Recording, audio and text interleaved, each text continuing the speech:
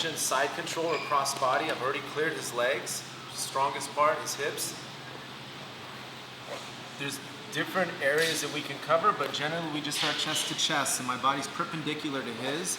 I must block his hip and frame off his head and shoulders.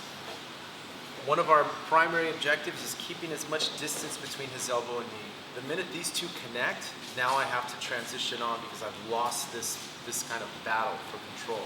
This is his segue back into any sort of a guard position. So your body and your hips maintain this separation. So the challenge here is with proper framing, which is done with the forearms. The lead arm is framing off my hip.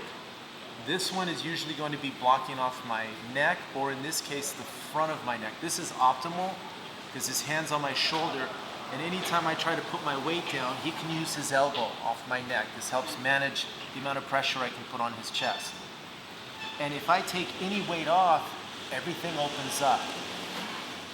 And this is when it becomes challenging.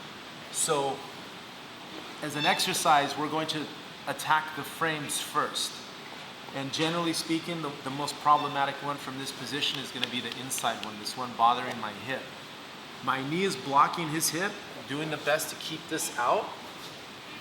Hand goes from here to his shoulder, but you notice when I put my hand on his shoulder, I bring my elbow close to my body. I don't want my elbow out. So I've already lost now. This is going to get worse from me. So here, elbow back, I move my hip down like this. You see where my elbow is. Now I open my elbow and bring my knee over his leg, or over his arm, excuse me. Already, this arm's out of the picture. I'm controlling it with this leg.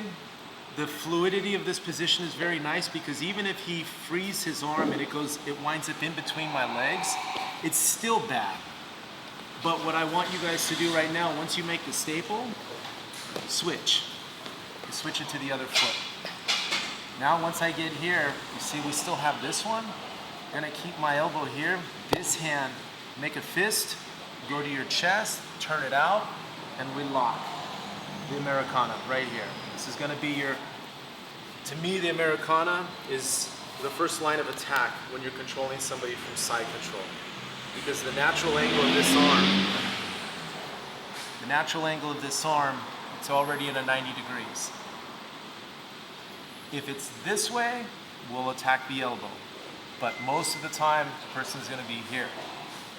So you start cross body, your arm that's usually under their neck, palm down against the shoulder. Keep your elbow as close as you can to your own body. And you notice when I move my hip down, that space opens up. I open my elbow, but my elbow and knee touch. And now I flatten his arm. Switch the staple. Here. Those of you that are unfamiliar with the Americana, all you're doing here, in this case we're using the fist. I'm back of my fist, I rotate my fist forward, curl my fist, elbow and hand touch the mat at the same time. It's my body weight. Then we lock, and this is pretty much it for most of us. With just a little pressure here, I want to bring his hand down and his elbow up. Right here.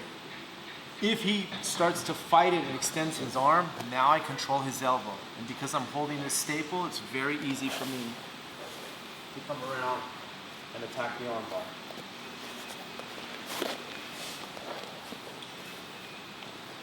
Oh man, okay, alright,